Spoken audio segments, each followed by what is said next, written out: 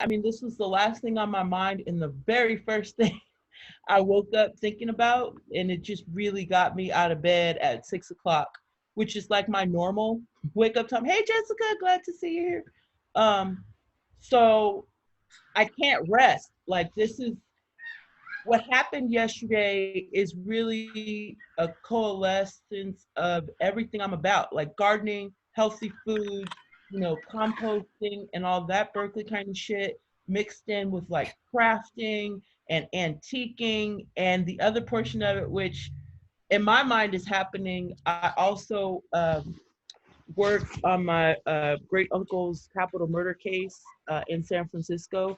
I've worked a lot with basically restorative justice. Hey, um, with Nancy Pemberton and Michael Burt reducing capital murder cases to life or less. Um, Whoa.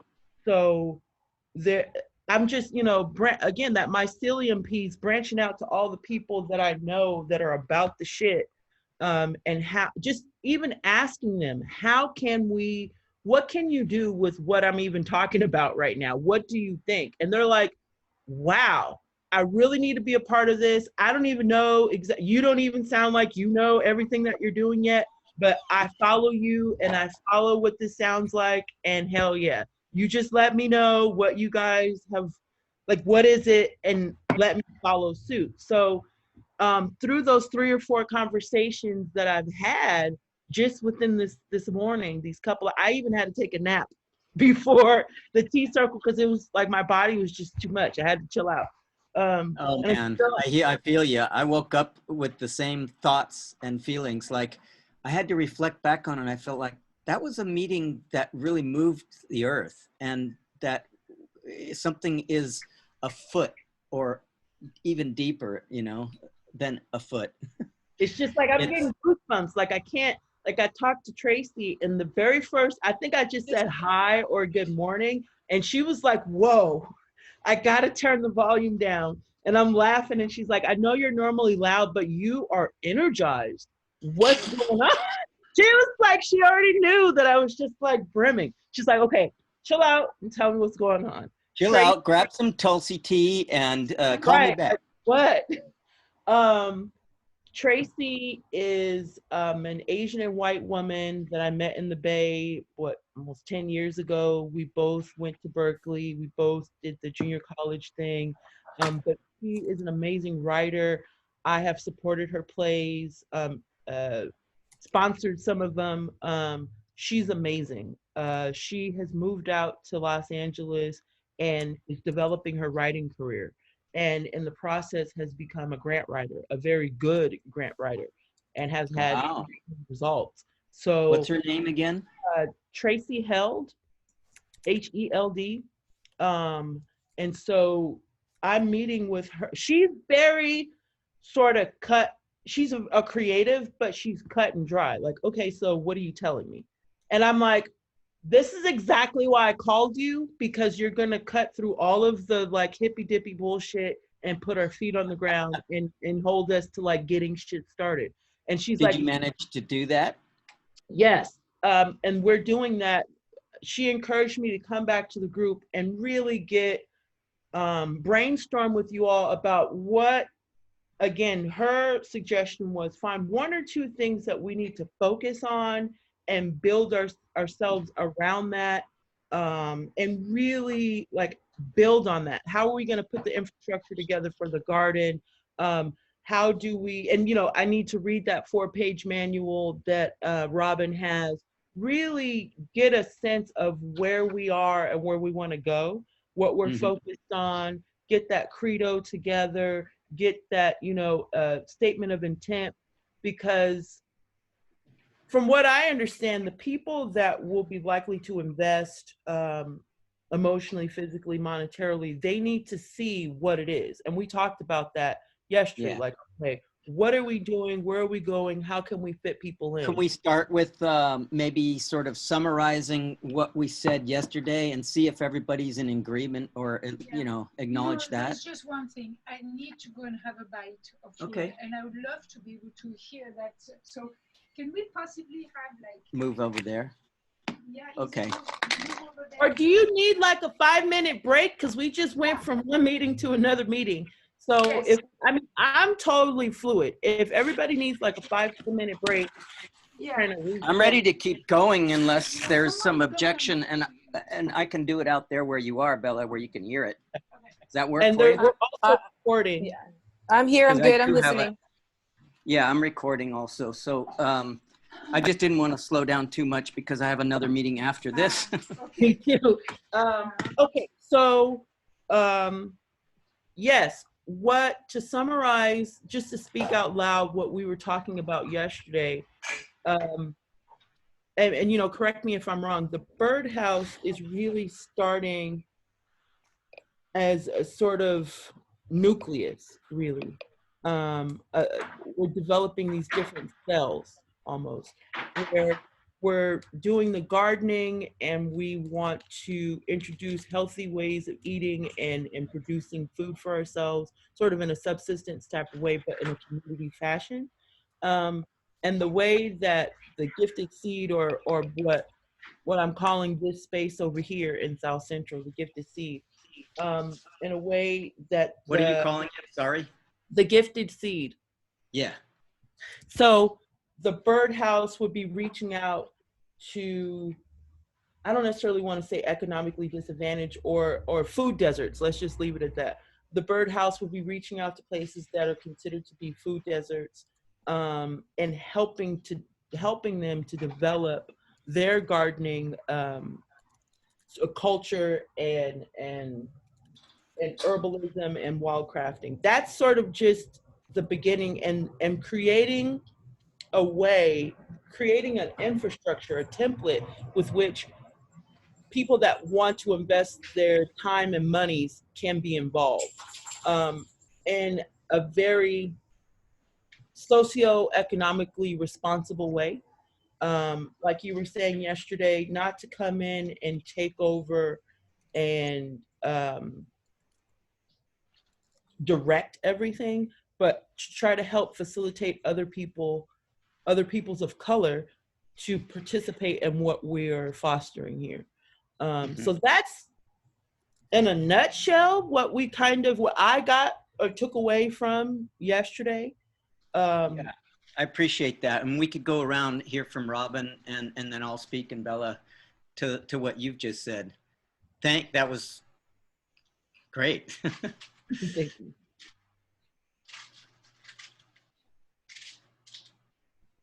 Robin, you want to summarize what you're thinking?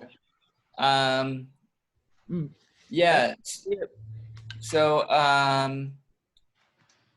my takeaway from the meeting yesterday, I really connect kind of the ideas to kind of Tunisia's story that she was sharing about the space that she had already created in San Francisco.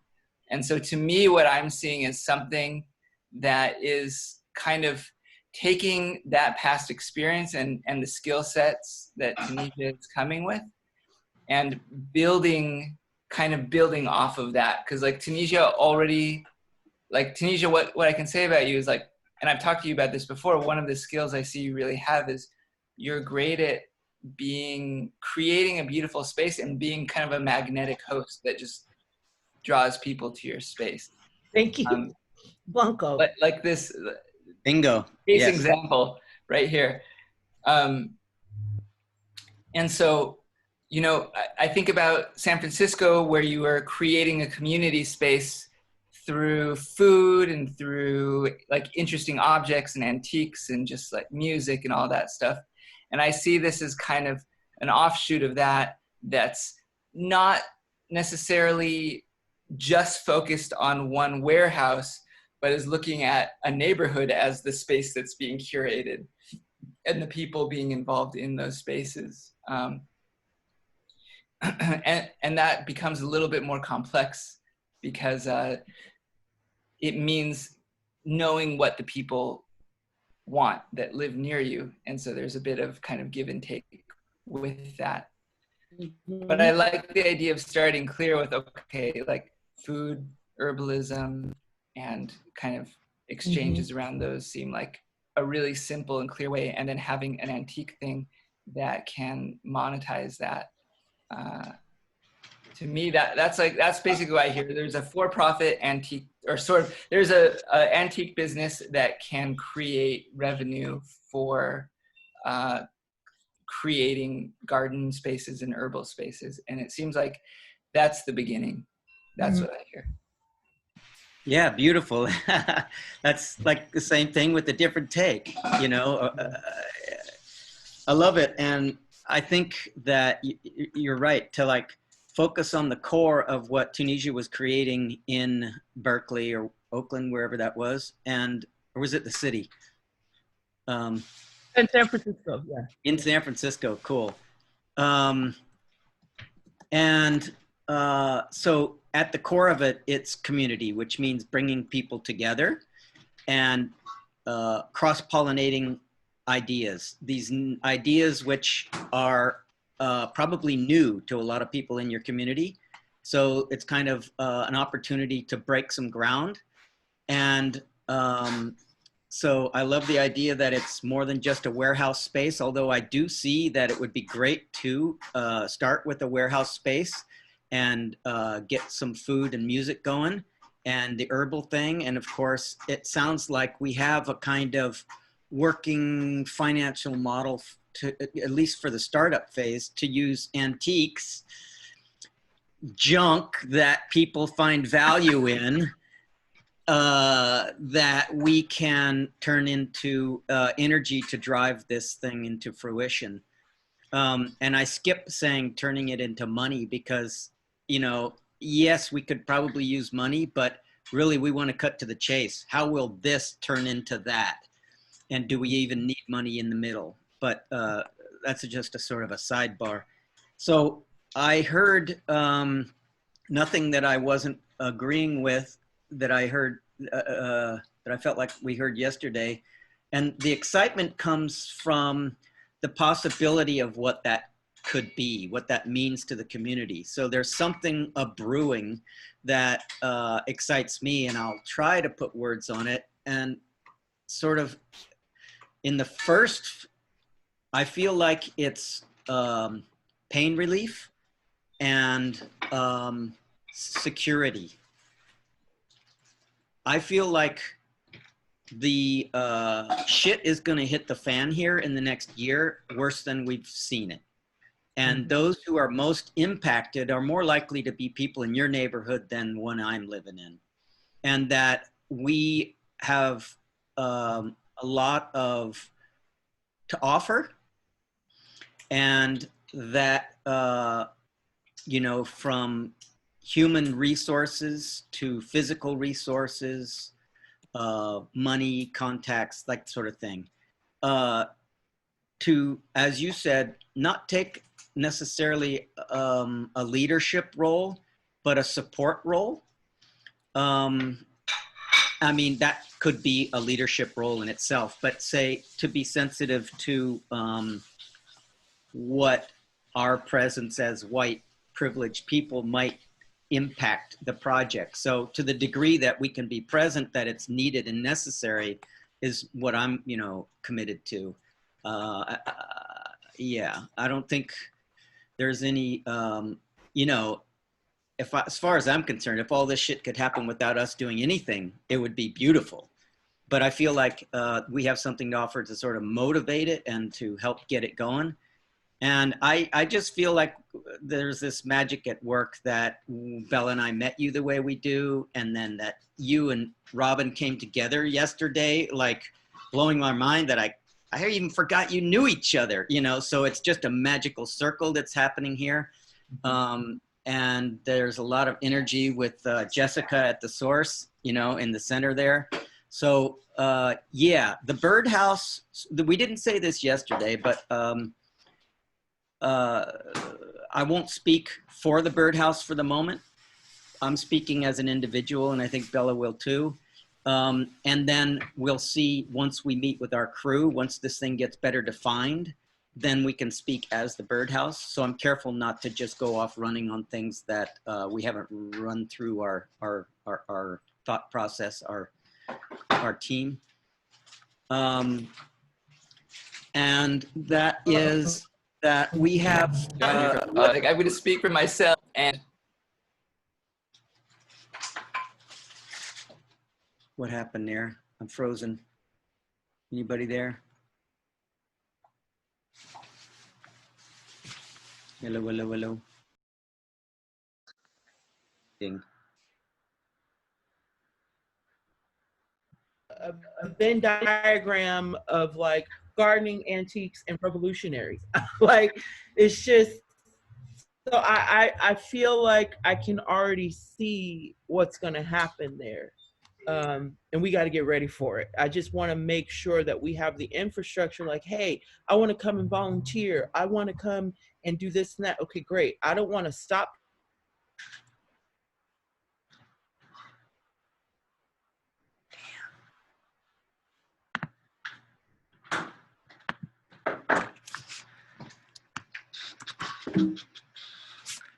They can get you started in whatever we need. Hey, John.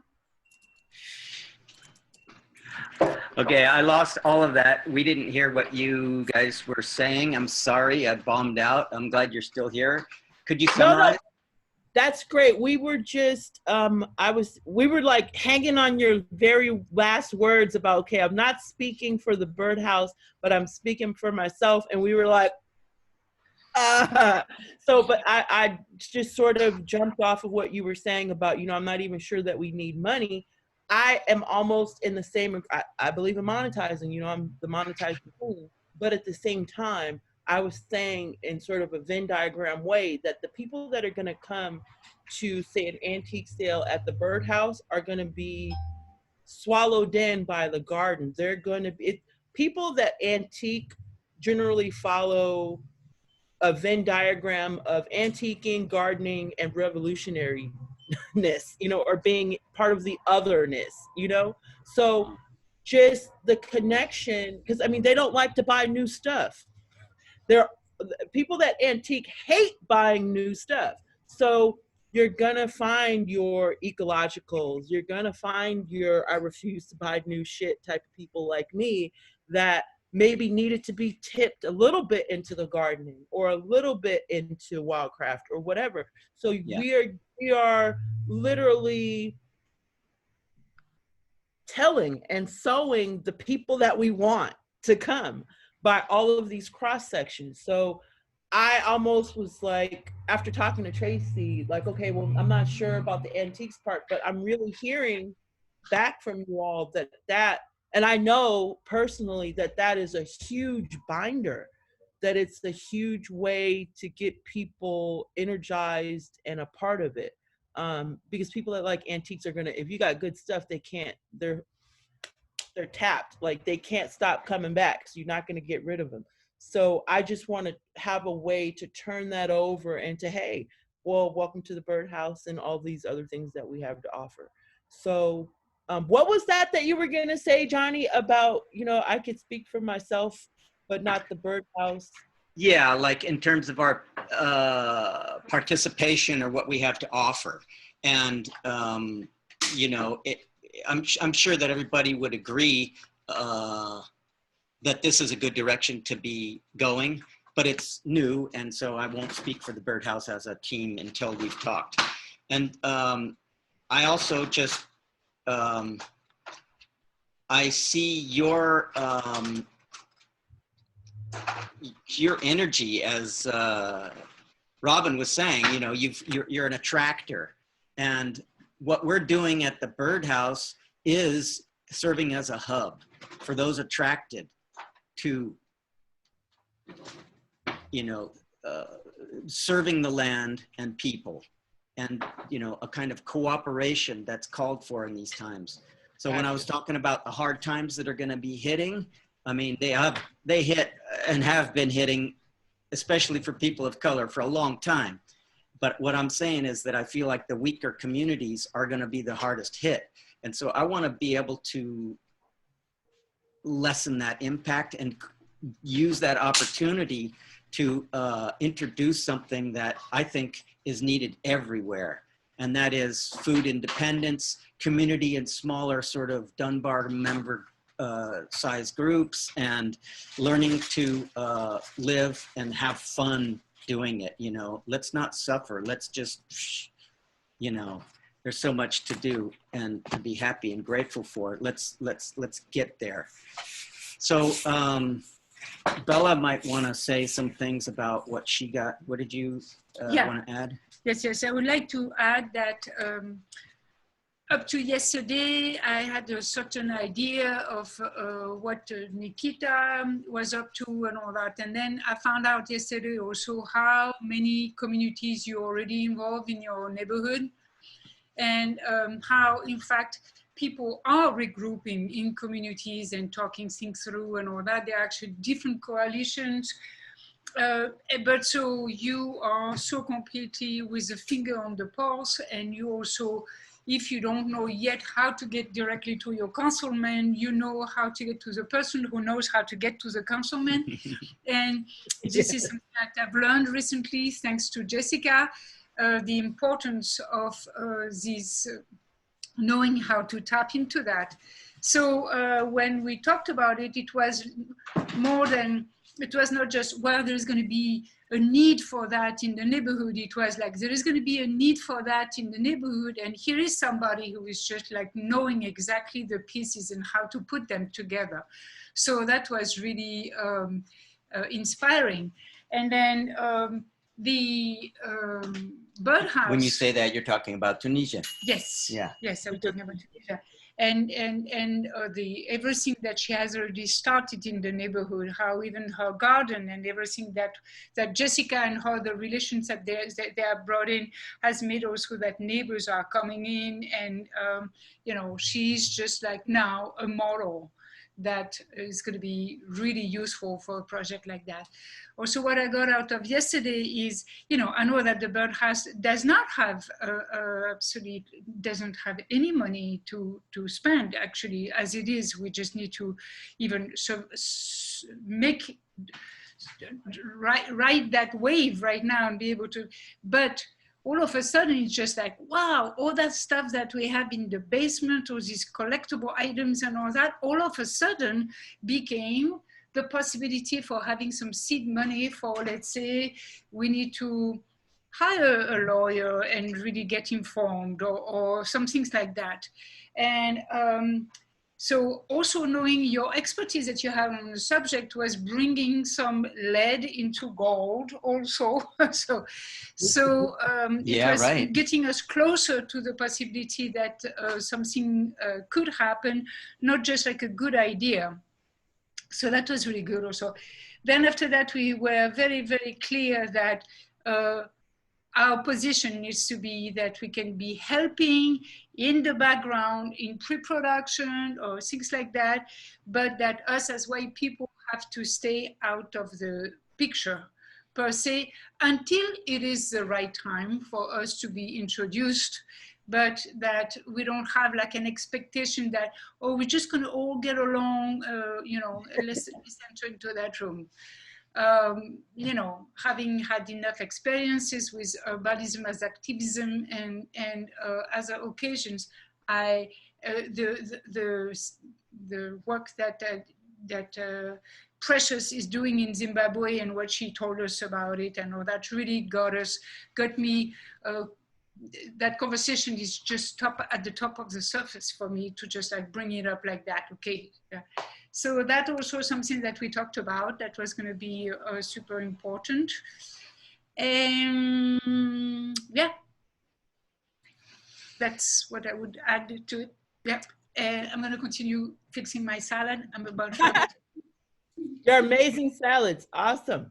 Yeah. The one other piece that belongs sort of more in the how category, but inspires me is. Oh no! He always leaves us hanging. Oh, you're back. You're back. That shit. Oh, he's back. Okay, Johnny, what? All right, can you hear me? Yeah, we can hear you. Okay. What'd you say, Johnny?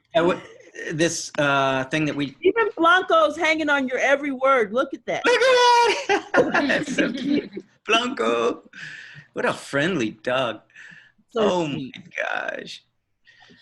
The part that I wanted to not leave out and hear your reflections on is not up front, maybe. Well, I won't place it in time yet. My inspiration is also the notion of working on that land. Those two plots. We are the perfect spot. Jesus Christ, it's the best spot ever. Please pull up 7225 Crenshaw Boulevard on your computer or look for Brothers Barbecue. I think it's 7715 is their address. That property is the dream. I'm gonna do that right now. Like this. Robin, tell them that this property is everything. It has this 1912 house on it. It has what, 5 or 6 bedrooms? That's one of the houses. Then there's another house on it. It's enormous. It's a half an acre. And there's already a business on it, a black business doing barbecue on it that's already like paying rent. Nobody's been able to develop this property. Nobody's put any work in it over the last 20 years. It hasn't been opened. If you look at the tax records and all that, everybody's just been selling it. Nothing's been done. So it's in bad shape, but that property and that neighborhood, for what we want to do, you could farm on it. You could have a daycare. You could have a forgery. You could have the kiln going on, and you can have a marketplace to sell every fucking thing that you're making and growing. Oh my God. Like this, I'm like putting this in full manifestation mode. I'm trying to look it up right here, but it sounds exciting. It's 3 miles from the stadium. Okay. This place is everything. Woo! I mean, and if they want 1.2, but I'm like, what if we could get it for like 900,000, maybe $1 million, and immediately drop trailers on it, get co-opers together to like really put in the work on that place and get it going. Like you already have a tenant. That barbecue place, we were standing in, how long do we stand in line, Robin? Like 20 minutes before we could even order, and there was always a line. Always. And it's a strong black business. I can't even live my life right now. Like I'm just like, if I can't have that spot, it has to be like that. It is. So you said 7225 Crenshaw. Uh-huh. You see that big old house right there? I see an apartment building on the corner. I see a parking lot. Oh, wait, it took me to 73rd Street. Let me make sure I'm giving you the right address. 7725. If you look up Brothers Barbecue, you'll find it. Yeah, okay. It is 7725 Crenshaw Boulevard. It's next to the Guidance Church. I think we went to Google Map to see. Oh yeah, if you go to LoopNet, here, I'll send you the link. Sorry, what was the name of the barbecue? Brothers Barbecue. Oh yeah, that's not right. No, this isn't right at all. Yeah, try Brothers Barbecue. Brothers Barbecue on Crenshaw. Try this link that I just I see put. it. Okay. That'll send you to, because they're selling both properties in one. I see the barbecue. That's pretty cool. You see the property right next to it, that large house? Yeah. It's like in a big P shape right there. There's an A-frame place on the other side, and then there's a barbecue with a backyard, like a parking lot. Mm-hmm. Yeah. That house is right up from it. The house is just adjacent to it, just north, right next door.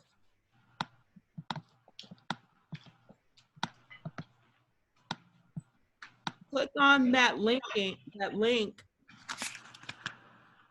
and it'll show you you can use that address to use Google Maps to see the Oh, okay. There's a lot in the back. I see.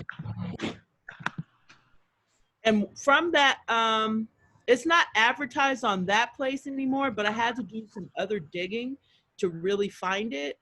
But this place, I mean, I can't imagine too many spots that you could find like this in LA for a reasonable price. And knowing that this has been on the market for a while, there's absolutely got to be room to bargain. After like this, it needs a new roof. It's going to need a new foundation. It's going to need all new systems. So there's no way that they're going to stick to 1.2 right now. No, but what we need, the reason, I mean, yeah, 1.2 is a lot of money. And the thing that I was thinking about that other property is that it's the city, and you could bargain with the city. The city can give a nonprofit like just to do good work on, and they don't have to take money for it. So that's the angle that I was working, you know. I see. We kind of went through this once before with the Hollywood Orchard, trying to buy land. It took us 5 years, and it was like, fuck, nobody has that kind of money, and it takes so long. And it is, here's the deal, it's part of that old model of ownership. And I feel like we can break some ground here by making a kind of access to places that you don't have to pay for, like in the traditional sense. You know, maybe we can make, maybe we can have something to offer that's not money. And the city has a blighted piece of property. That's a pain in their ass. They don't want that. They're willing to give something to see that turned from a, you know, a blight to a garden. And the city need to see people in self-sovereignty. The city is encouraging self-motivation and independence, and yeah, and cooperation with other nonprofits. So look, I'm all for any kind of property, however it comes to us. But you know, so just to summarize, what I was pointing to in this is that that I wanted to make note of the fact that in my heart, I feel like getting a big piece of land to do something like an eco-restoration camp would be a big motivator to me, would be at service of this thing that I feel like is a cause. And I just wanted to check that out with you guys and make sure that I'm not steering it someplace you don't feel. No, an eco-restoration camp is a huge meeting point to me. Like getting, a lot of people may not even know what the hell that is, but they're interested in gardening and being green about things, so they'll join just off of that. But for me, it's like, all right, eco restoration camp, what does that entail? How do we get people into that? One of the things I was saying while you were gone was that when we are having our sales, right, and we're meeting all these different people, that's where we're farming our people, our human capital. The people that we meet are the people that we're going to push, or not push, or try to mine into the eco restoration camp. So there's a monetary component, but also, again, that mycelium sort of connection of network is really at work while we're selling things and really meeting people. So for me, I'm absolutely all about the eco restoration camp. As I think that sounds like a goal to me, if I'm not incorrect. Yeah. Okay. So it's a pretty right, goal, but it doesn't exactly, I mean, it's also just a word. It's not like any of us know exactly what, if we had a big piece of land, an ecosystem restoration camp would look like. That's, I mean, that's like part of the work you're doing, Tunisia, of just like getting the people together, you know, just seeing where the vibes are at. Just, you know, I don't think, yeah, it's a word that can mean a lot of different things. Gotcha. Okay. But for John, it sounds like, or maybe just to kind of start piecing it together and give it a little bit of life right now, an eco restoration camp would center around restorative gardening, around really understanding and caretaking your own garden, and how to continually do that through community, because a garden is a lot for one person to take care of.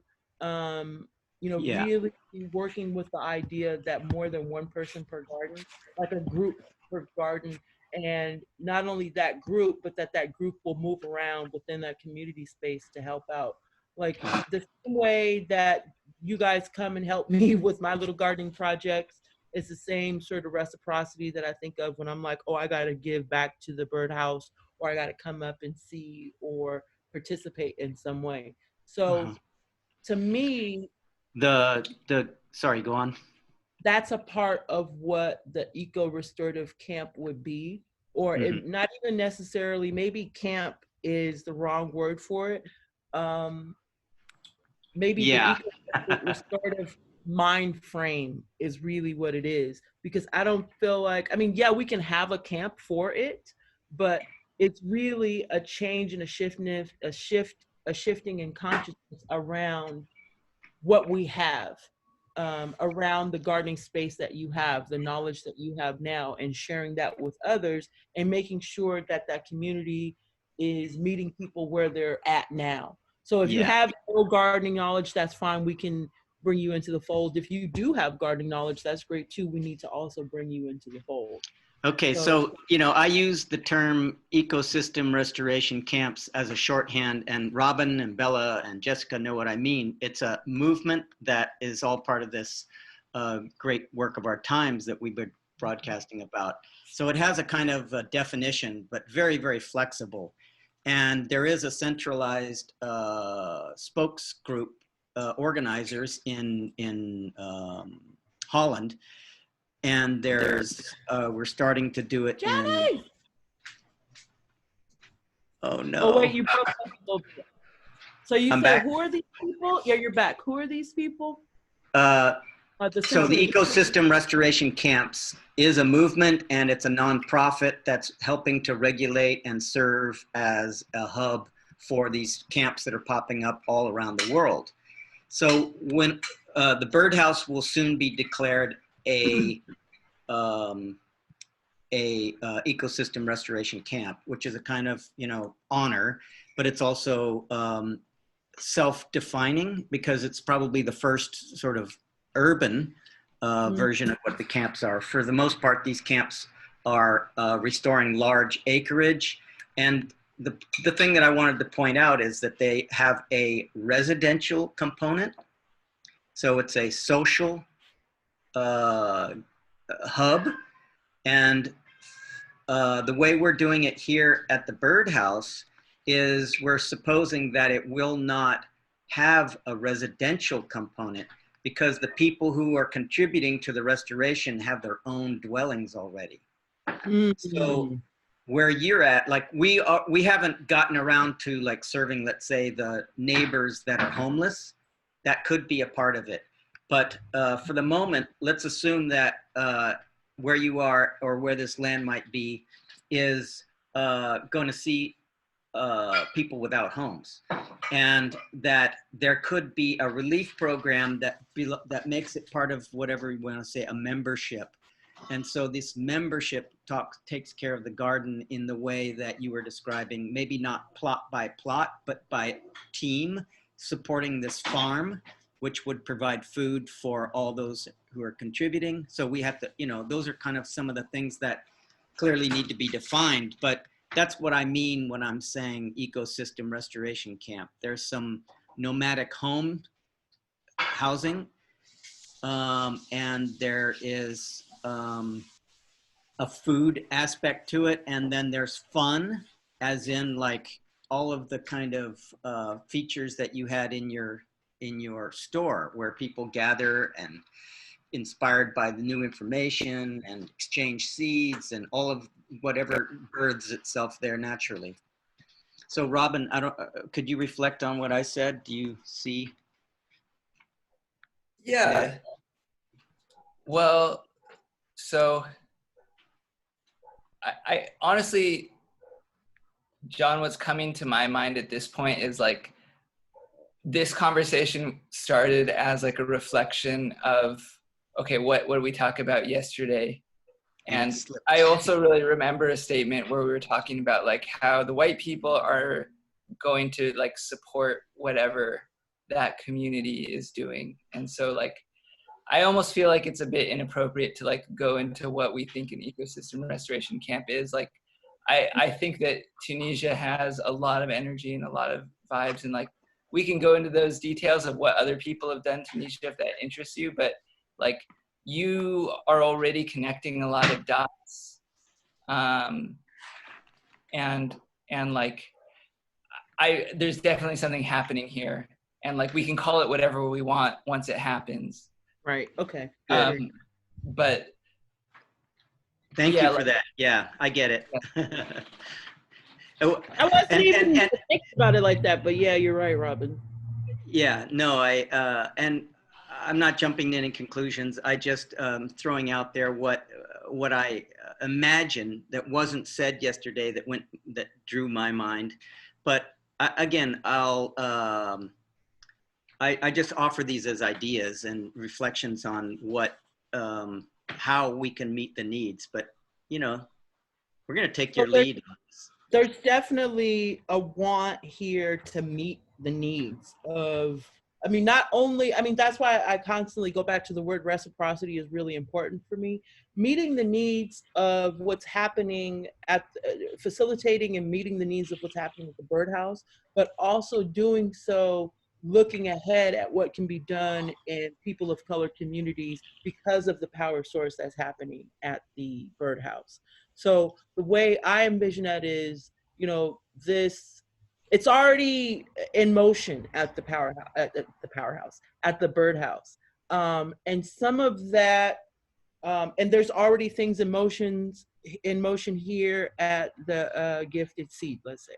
So what we're doing is trying to synthesize those things, not necessarily into one, but into a vehicle, right? So the energy flowing from the birdhouse to the Gifted Seed, but then from the Gifted Seed out into the community, and hopefully finding more pods to continue sending that energy forward, right? What I'm hearing is that we need to get information from the people that we're going to be serving, or the people in this community, because we're informed at the birdhouse. We know who it's serving and what it's doing to a large extent. But now bringing this component into it to where I'm offering the antiques as a way to monetize and to continue things that are happening at the birdhouse that also affect what happens at the Gifted Seed and beyond. I'm hearing that we want to have, and that's, you know, that's a beautiful echo. And that's something that I even brought up with every person I spoke to today, is just the roles of different people within the organization and how we're going to move forward, working together on a very interracial way. So, and everybody was like totally about it. So maybe this is a good time to tell you about some of the conversations that I had. Yay. Again, there's Tracy Held, who is the Asian and white woman who I dealt with from the Bay, and who's an amazing playwright, and who actually is hired currently writing plays and also does a lot of grant writing. She and I are going to meet tomorrow face to face and really just take all the information that we've gotten here. Thank you so much for your chat note, Robin, because I'll be taking that too to just kind of reflect with her on, look, this is what I got from the group. Help us synthesize this into, you know, a couple of drafts, and that I'll bring back to you all. I spoke to Thomas Gustafson, who is the USC professor, and he's like, yes, he actually mentioned a couple of organizations that help nonprofits to do their thing, and help them to stay structured and things like that. He told me the name, and one of my best friends, Sarah, his daughter, actually worked for that organization. It was one of her first jobs. So not only I'm gonna meet up with Tim sometime next week to speak with him directly, because I know his mind is just running. This is exactly what he wants to be involved in. And he wants to do anything he can to teach or help teach anything that he can. But that led into Sarah, his daughter, who is one of those amazing minds that I was talking about from that family. She and I were the best friends. We're going to link up today after this to just go over everything and run it through her mind and sort of start to pick her mind about. And I'm really excited because this is like, she went to Mongolia and lived in a yurt for like 2 years. So like, this is totally up her alley. And to know that she worked in an organization that helped nonprofits, I can't wait to get off the line to go talk to her after talking to you guys. So that's why I'm really trying to be pointed. Like, what do you want? Where are we going? You know, where have we been? Because her mind is gonna tear it apart and put it back together for us. There's her sister is Britta Gustafson, who does the cryptocurrency. And matter of fact, like, I was like so blown away once I saw her website. You can, let me see. Her website talks about some of the things that she's done. She's actually even been published. They're a very interesting group.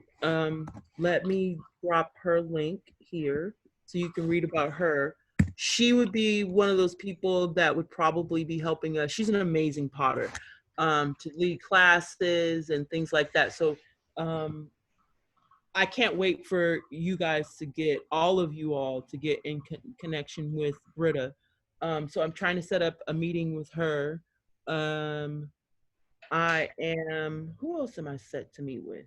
I haven't even put all this shit in my planner yet. It's just like your neighbor, who's a go-getter. Oh, Margaret, my neighbor. I have to reach. She called me actually yesterday, so I need to get back with her and meet with. I need to put that on my list. Meet with Margaret, because she's gonna be the linchpin for the older folks in this neighborhood. To really bring them into the fold on any type of farming or natural food and things like that. As a matter of fact, I know she did a giveaway in her front yard of fresh fruit and vegetables. So fresh fruits and vegetables. So I'm pretty sure she's gonna be down.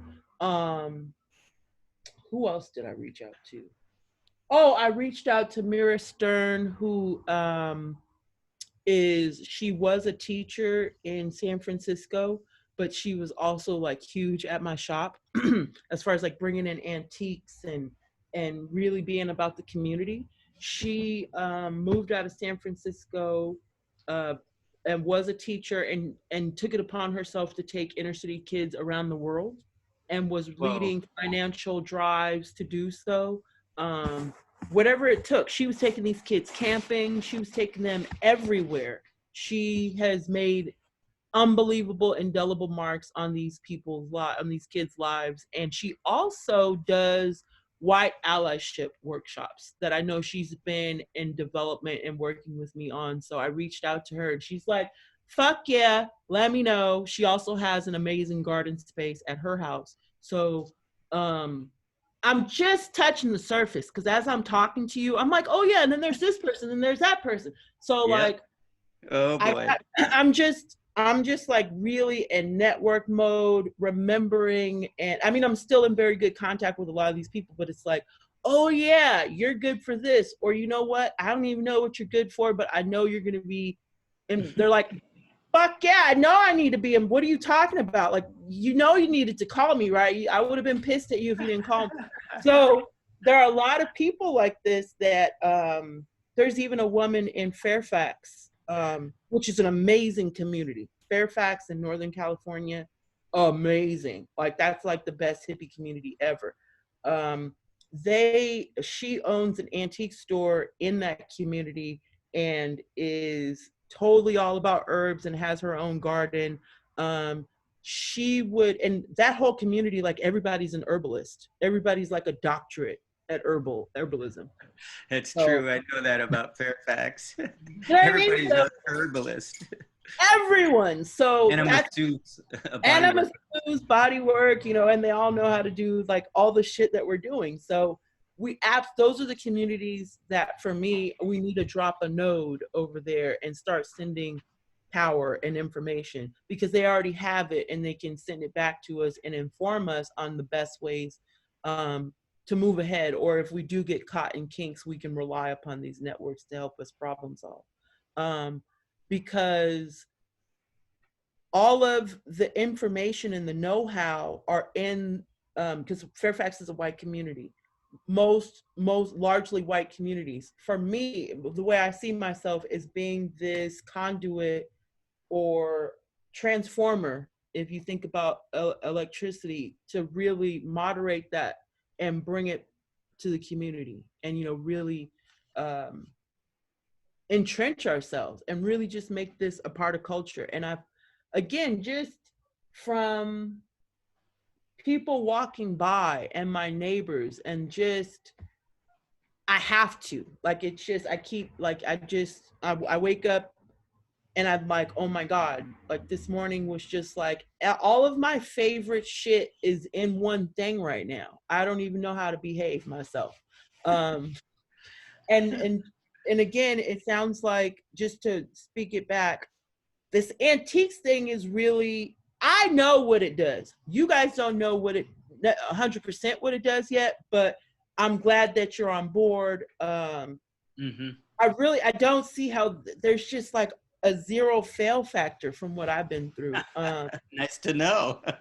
It just, you know, you never know how things start off, but it's just, I don't know how, I can't really put my finger on how it would fail other than, like I said, you know, storage and making sure things are cataloged properly and getting, that's, you know, the part of online business that we need to find people that are attracted to that. Like, say, for example, with Tracy, we giggled most of the time because I'm like, we, you know, like I said, we need somebody that's direct and will cut through the bullshit. And she's like, I know that, like, I do consult and, you know, this is what she does for a living, but she's like, I love this shit. Like, I'm totally down to do this, start this off with you. And I'm like, look, and I was, and, you know, I'll be transparent with you. I don't believe in trade for work. I mean, I believe in it, but not to the point where you never exchange anything of monetary value or pay people. So, because she's gotten real results over, she doesn't need to do this for us. And again, I wanted to, I mentioned that to her about not being burnt out, you know, making sure that there is more than a social prize at the end of this to keep you going, you know. So she was very much in agreement. She said she's totally down to help us out. And I'm like, you know, at the point that we're actually making money, she's like, fine. At the point that you guys are like getting $100,000 grants, sure, shoot me some money back. Like, you know, whatever. But I'm totally happy to just help you guys get off the ground. And so that's been a lot of what there's been no one that I've spoken to so far that's like, no, I don't have time, or I'm busy. They're like, really? Fuck yeah, yesterday, let's get started. Like, that's just like the energy I'm getting back from my people from the Bay. And I'll tag you guys on Facebook. Oh, I'm getting a little feedback. I'll tag you guys on Facebook. I just put out a little tester post. Hey, who's gardening and, you know, what's up? And people I forgot about were like, fuck yeah, every day of my, you'll see the comments on Facebook. Like, every day of my life, I hate it and I love it. Like, I can't not do it. And so those are our soldiers. Those are our recruits. You know, they let themselves be known, and they know what I'm doing. They know I'm searching for people and trying to get shit started. So, and I'm always getting shit started. So they're ready. They know that here we go again with her. What were you getting started in the last few years? What was going on before this? Well, I was doing the fruit thing, and I hadn't completely let go of doing the antiques. People have seen me continually buy and talk about a system of having children, kids, and underprivileged, like, single moms and whatnot. I always go back to single moms to come and help build the business and really each one teach one. I'd like for people to learn how to, and say, taking antiques as an example, I want you to take my understanding of antiques and how to monetize it and take it as your own. I want you to be out there as a person of color in this white antiquing world making your money, and teaching your children that this is a viable business and it's also a green business. Everything, even the dress I have on, sorry, I'm getting feedback, is from the thrift store or from somebody's yard sale. And Robin, you saw yesterday, I was accosted over my whole outfit yesterday. Where'd you get it? I got to buy your bracelet. I got to buy your skirt. Like, what the hell's going on? I need to buy everything that you have on. So, and that's that. It's magnetism. That's like what I do. So it's like, okay, I know how to monetize that. Let me help you do that. I know amazing people that cook amazing. Just their fingers are magic. Let's get you into understanding how to run a catering business. I know a Black woman that is catering to the stars. So just really, network is everything. You don't even need to know everything. You just need to know, like you said, the right person to get you to the council member. So that's really what I'm about. That's really where I see my my role, my motion, my energy. From my notes and what I kind of wrote out yesterday, we pretty much covered everything that we mentioned yesterday and where we're going. There's one more, one additional thing I want to add to it that we were talking about yesterday.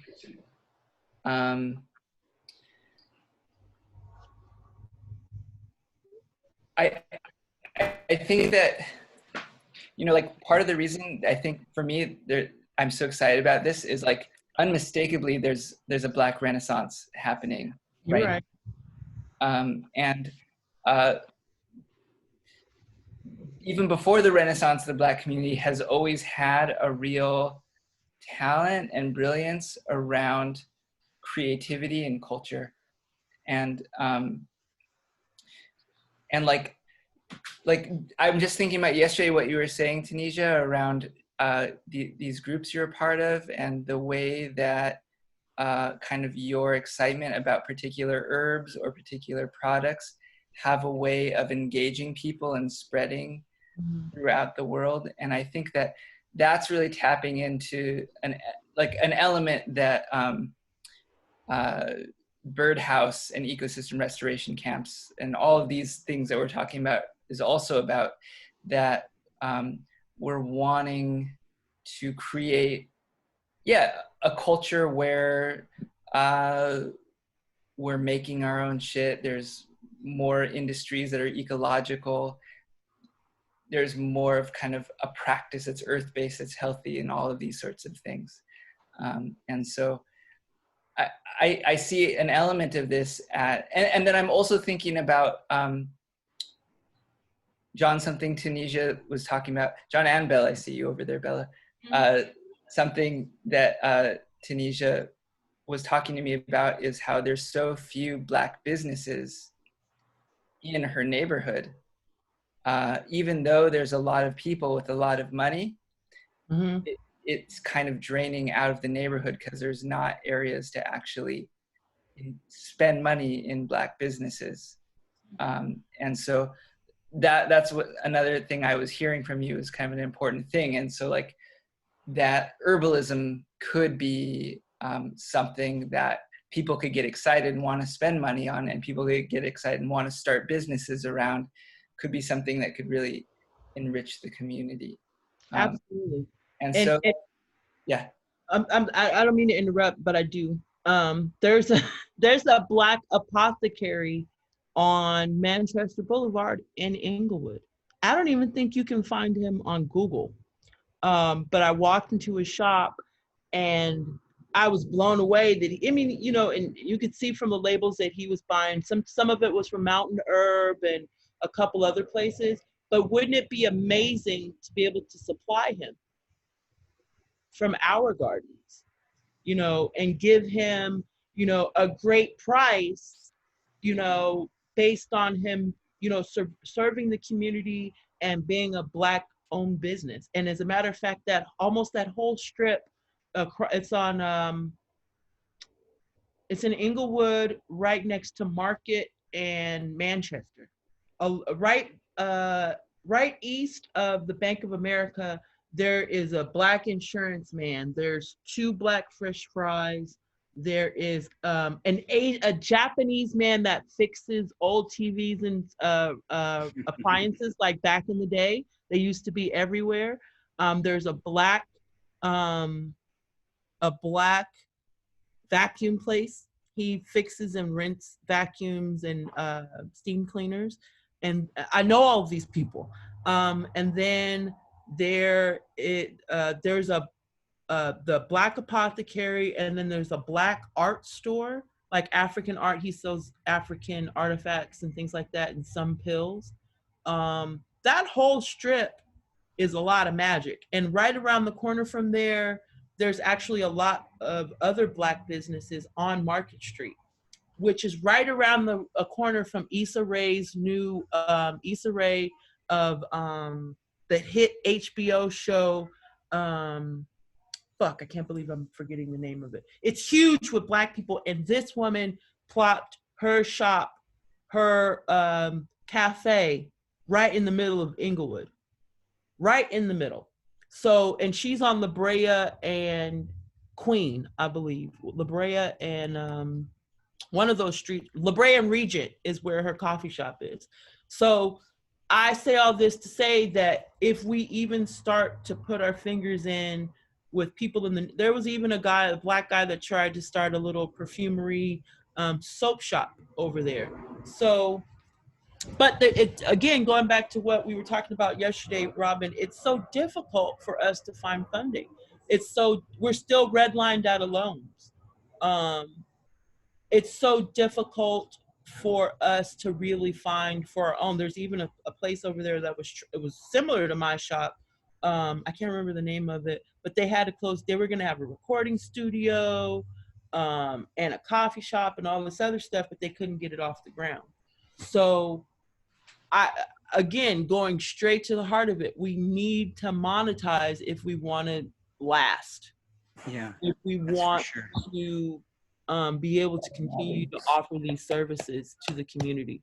That's why I'm like, okay, I love nonprofit, but nonprofit is not, there's almost no nonprofit that's really, the NBA is a nonprofit. Like, there's no nonprofit that's really able to work specifically on community stuff because we're always begging. It's kind of like the possibilities of the hybrid here is we can work both sides, Yeah.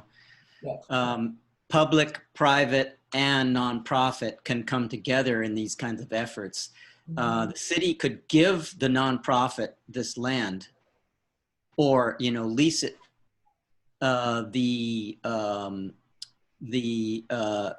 way of maybe individuals giving their antiques to you to sell. We act as a repository for people to turn their junk into motivating moving forces.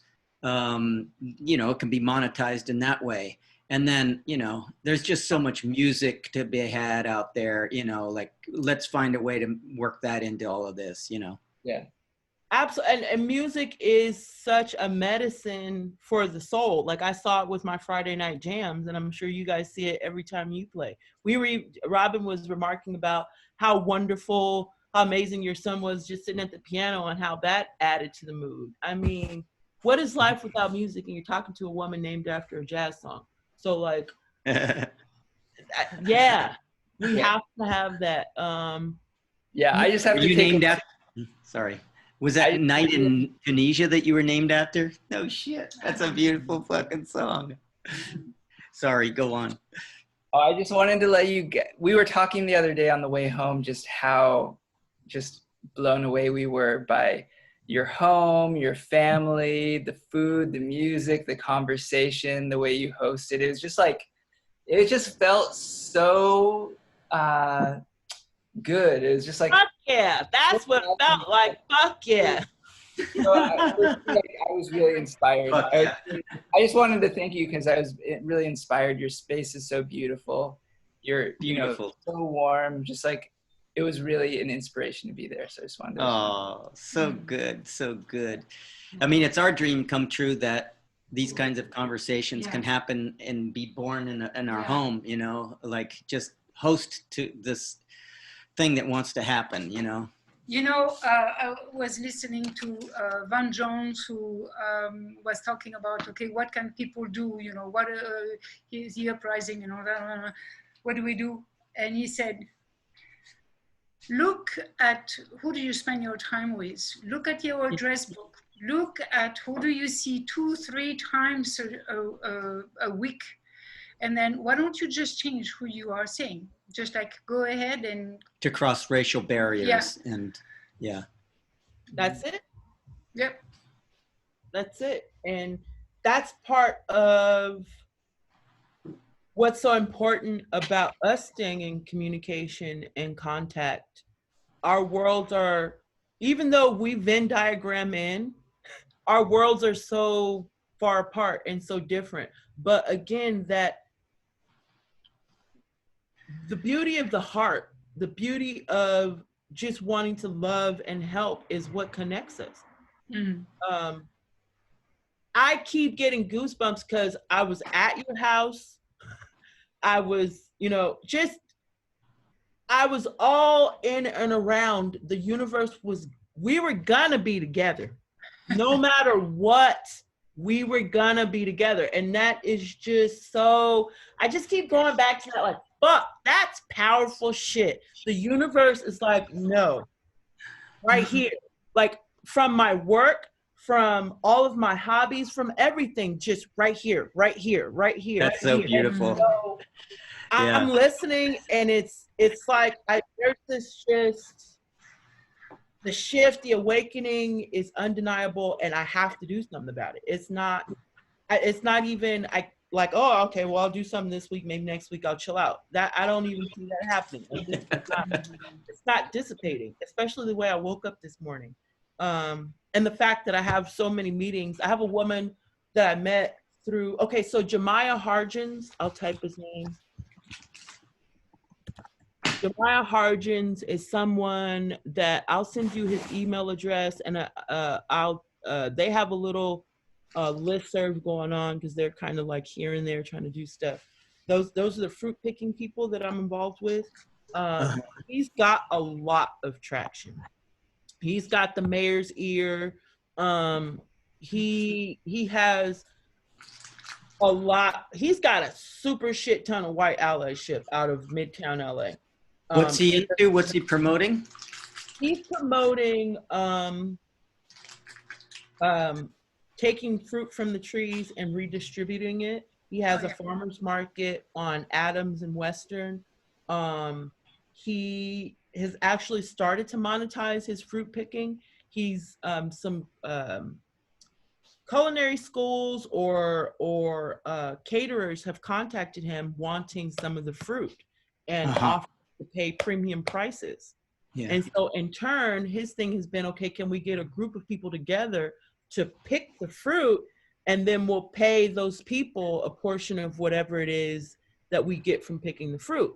And so that would be a great thing for the birdhouse to come out of Beverly Hills, out of the Hollywood Hills, and come down into Mid-City and connect with those people. Yeah. And see what they got going on, because they often are calling for fruit pickers, or, we need help, but they're not connected with the right people yet. So I've got to email him and introduce you guys, and then get you guys to start talking about what he's got going on, because he was also involved with a garden collective in South Central. And I'm not clear about what happened, but it seemed like the woman that you were telling me about yesterday, where she moved to Arizona or New Mexico, where things just kind of splintered, and it was like, okay, fucking, I'm out of here. I think that kind of happened down there with whatever food thing that they were doing down there, and now he's regrouped and is doing the fruit picking, and he also does crop swaps and things like that as well. Nice. And his group, That's a very like that's something that if we organized with him or this group and made an event, we could bring people from here. I mean, I don't know about COVID times, but the energy for doing that is here. right. Just even what I see right now is a lot of organization and time to really work on our roots while we can't always get together, so that when we do get together, we're just off to the races. You know what I mean? Like look, we've got our template together for X, Y, and Z. Let's run with that. Say, for example, one of the things that came into my mind about antiquing is people like to craft, right? With crafting is huge right now that we're at home. So one of the things I did, and Robin saw that, I'll show you guys. This is what I crafted with my antiques. So this is a bottle that I bought at the thrift store.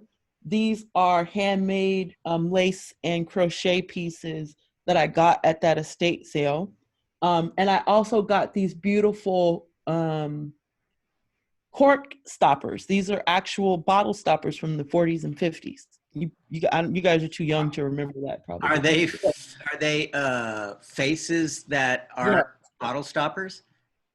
These are they come. I've seen them in Indian faces. I have one in Indian face, and they come in or native faces, and these are Mexican. He has fur for hair. Like it's really like this is some kind of sable thing. That's so amazing. This is part of your crafting project. Exactly. So, and this stuff is at every thrift store and every grandma's house. And yeah, the doily. Boxes and boxes of this. This is totally ready to be sold as a set. You know what I mean? I could sell this for $100 on Etsy. Actually, this is a sterling silver Indian ring. And that's a gold filled. He has a gold filled St. Christopher's oh yeah, traveling thing on this neck with the old handkerchief. And they're That's not done. Good work. Thank you. But these are the types of workshops where we say, you know, if you're, again, promoting the birdhouse, if you're a birdhouse member, then all the materials and everything are only $5. But if you're not a birdhouse member, then the whole shebang to come take the class is $20. Say, for, you know, just throwing numbers out there. So that would promote not only the crafts and the antiques and, you know, doing with hands, but also that bottom line of giving back to the birdhouse or, you know, the gifted seed wherever the class is being held, and really coming up with this rubric of, okay, like we broke it down pretty much yesterday. Like, look, anything coming in is 50% back to the source and 50% to the coffee, you know, and just 50% is what it takes to sell it, right? Well, right. So there's expenses in organizing and selling, and the other 50% goes to the concern. And so, yeah, just to reiterate, I mean, Bella and I are not interested in any kind of remuneration for this. We're interested in seeing that there's resource going into this for paying you, for paying Robin, for, you know, whoever may get involved, that we don't want to burn out by the labor that it takes to keep it going. Right. And so figuring out, you know, and again, in my mind, it's okay, let's say we have an item that we sell for $1. We take, say, 15 cents out for packaging and, you know, whatever the cost is to sell it. And then that 85 cents that's left over will be split between either, I don't know, whatever the money is, putting money back into the source like whatever the coffers, but and then the other 50% will go to paying out whomever was involved in that process. So really, and that's one thing I'll talk with Tracy about and my friend Sarah later on today, is that having transparency on where the monies are going and what they're for is super important if we're going to be Yeah. legitimate operation. And one of the things that's important to me is in handling the monies is that more than, to be honest with you, I think there should be a tribe of three, like three voices all the time on money concerns, so that we don't have any kind of misgivings or anything. Like, I don't want to have any embezzle, because this is going to be huge. I don't want to see any embezzlement or anything. So if we set rules up now on how funds are to be handled when we do have that $1,000 sale, it's not like, oh shit, we got $1,000. Well, I don't know. I'd like, okay, boom, we got $1,000, put it in, and we already know that our financial people are going to split it into thirds, or we're fundraising for this, and it's whatever each activity is supposed to fund, that it's very clear and where the money's going and where it's being kept. Good So work. I think that's super important. But yeah, those are the things. And now I feel like I really can speak a little bit. Like, it was just so amazing what happened yesterday. I was like, wait, am I really saying what we said yesterday? And yes, I am. So that's good to hear and say that we're all in accord and we're all seeing the same thing. And so, Tunisia, like, if part of the funds from these sales are to be reinvested in kind of like enrichment things, like in your community, what do you imagine, like what do you imagine? Well, I'll just say, like, no, I want to say, what do you imagine? Say, for example, I mentioned yesterday a woman in another struggling Black community that had a young man come over and just start helping her to garden. I reached back out to her and said, well, hey, like, do you have an organization? What's your thing? And she's like, yeah, we like to community garden with kids and this and that. My idea, let's say she was here, would be to try to offer her a seed packet so that she can continue to garden with the kids, because I'm offering her free seeds from my seeds. And I said, well, what's your wish list? She, like, it blew her mind. She's like, oh my God, thank you so much. I was just about to order seeds. So the fact that you're offering them to me for free, let me speak with the kids about it, and then I'll get back to you on Monday. That tickled my heart. Like, oh my God, she's going to talk to kids about what they want to grow in their garden. Whatever you want, lady, I'm going to give it to you. So it would be that kind of thing. It would be the type of thing where I know there's a woman from my gardening group that has a beautiful gardening space, but she's struggling. It's not so much that she needs money. She just needs people to come and give her cooperative workmanship and love to help her garden in her space. And that would wake up another performance space, because she's got enough room to hold a performance in her yard and be great. So just, I see, for me, is identifying the potential and seeing what the needs are individually.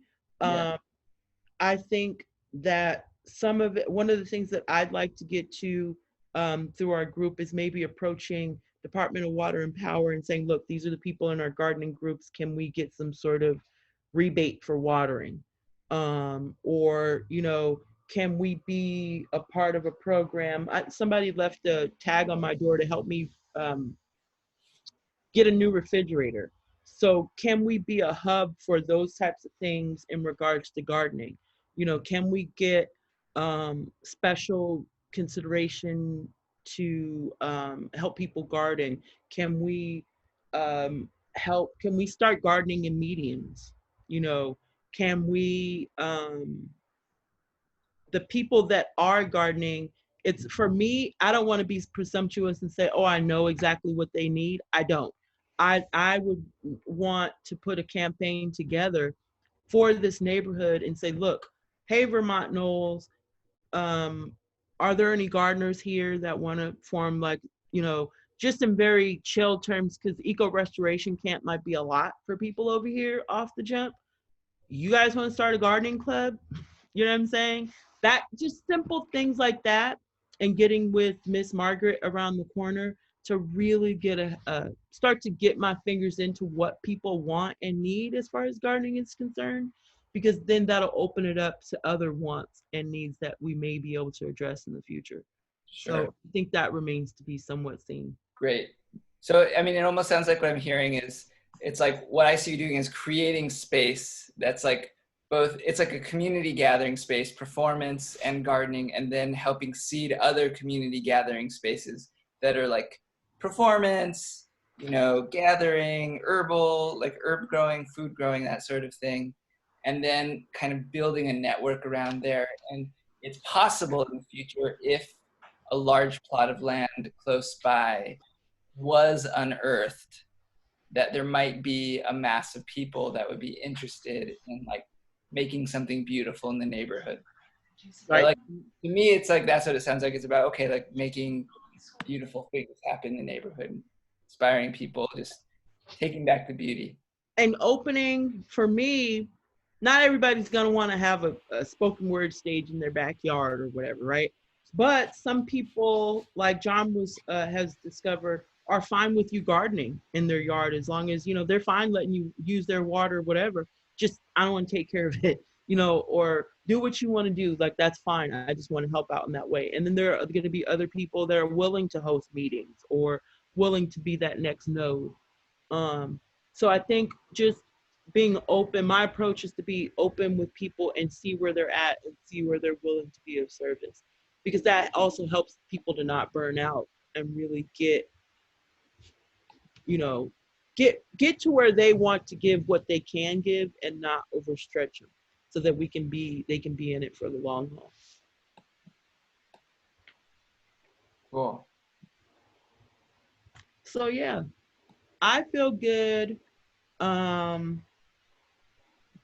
Is there anything else? I'm going to send this to Jessica so she can be up to speed and reflect on it. And it'll, we can wait until you get a draft before we even bring it to the birdhouse discussion.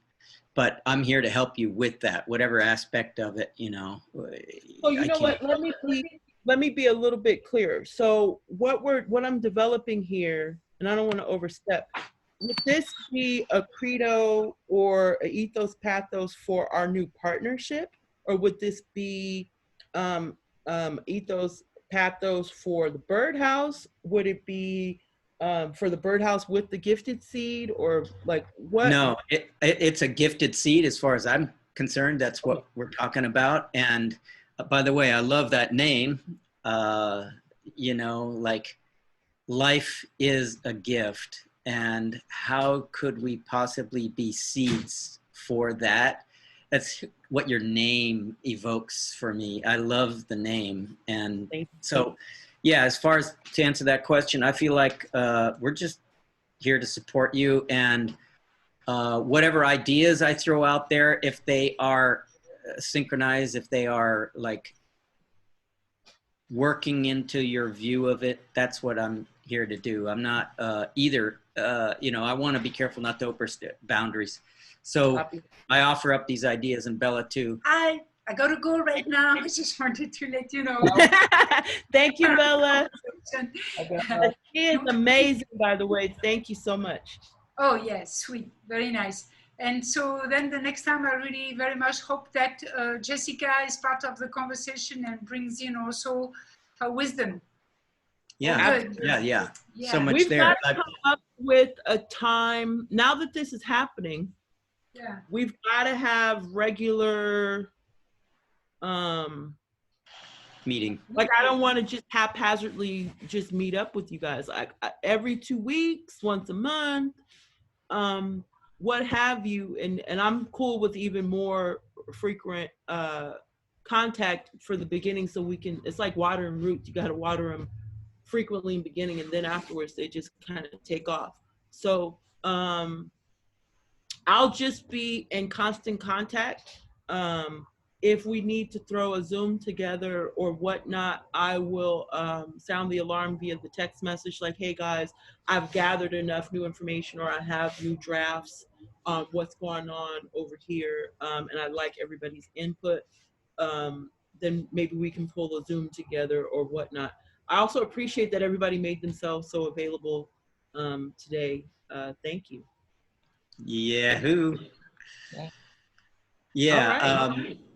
The reason, I mean, yeah, it's ambiguous or unknown what the birdhouse as an entity role is in this. But, you know, like I said, I speak as an individual. I'm offering my support. And if there's some way in your draft that the birdhouse as an entity can be supportive or of use, you know, there's the nonprofit. There's so we have to kind of decide where we put our resources, where we put our energy, and supporting this kind of thing is right up our alley, but we have to define it, and has to be, you know, decided what kind of energy, resources, expertise would be put toward it. So that's kind of to be seen, but I wanted Jessica to see this just so she understands what, you know, I don't think there'll be any surprises here, but she'll be excited to hear what is being talked about. Yeah. Right, that's right. And Tunisia, if you want to sit down and go over the designer's manual with me, Yeah. it's basically like just the patterns I've seen of how a social movement kind of builds and grows. Like, I'd be happy to go over it with you and break down. And, you know, like, it's not like the only way it can happen, but it's just like what I've seen, and it's like a good pattern to keep in the background. It can give you a sense of kind of what are the steps to do. Yeah. So when do you want to do that? The different, yeah. You guys have. How about, I think I can, we'll figure it out. Okay, cool. Maybe I'll text you. All right, sounds good. Probably tomorrow afternoon or evening or something. Okay, tomorrow I'm going to go talk to Tracy. Okay. We'll text about it. Okay, we'll work it out. All right, cool. All right, guys. I am set. I feel informed and ready to move ahead. And so expect some news maybe tomorrow. No, I'll be worn out tomorrow after all that. So probably Tuesday, we'll check in, and hopefully I'll have a rough draft. I would love, I'm gonna pick at you to try to see you today, Robin, so we can. Yeah, I can do it. I mean, today is fine. I can do it. Whenever, you know, you're welcome anytime, because I just really would want to have a better understanding, so that when I talk to Tracy, I'm just like off to the races and like we make the most of it. Yay. All right, guys. Thank you so much. Robin, I'll call you shortly. Sounds good. All right. Hey, and Robin. think about what will work for you as like a constant contact between us. Like Thursdays are my sip and so's. Maybe we can make another day about check-ins for our link, you know, between the gift seat and the birdhouse. So because I mean, it's imperative. We got to have that constant. We can text about that. Okay, cool. So you email. start thinking about your schedule. I'll think about mine. And yeah, we're off to the races. Sounds good. So I will check back in with everyone. We may not need to Zoom as much as just giving you guys an update, and then figuring out if we need to Zoom and, you know, brainstorm as we have today. Okay. Yeah. Okay. All right, guys. Thank you so much. Bye. Bye. Have a great weekend.